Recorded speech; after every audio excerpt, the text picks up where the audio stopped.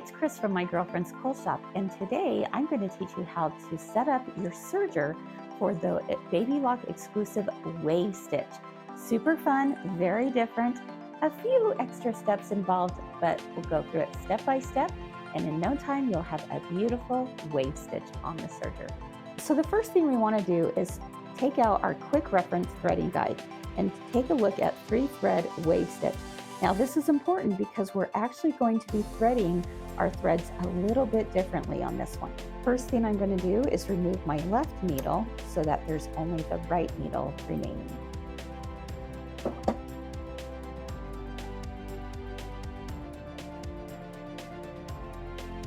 You'll notice that my red thread is in my upper looper. However, I'm going to follow the thread path for the right needle. However, I still go ahead and put that thread through the upper looper portal.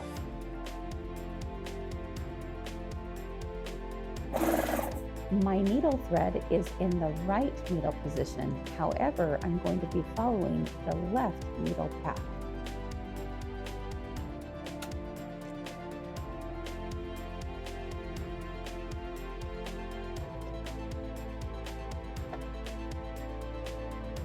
Because I'm on the Acclaim, I have revolutionary threading, and I'm able to thread my needles with a gust of air.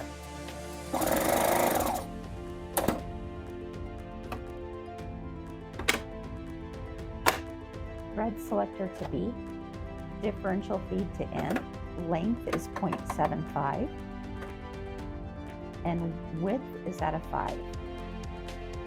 And let's make some waves.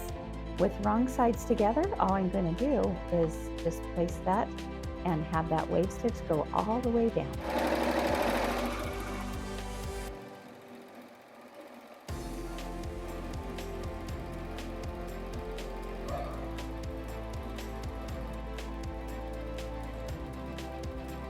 How cute! All right, I'm ready to add on my next one. Once again, wrong sides together and stitch.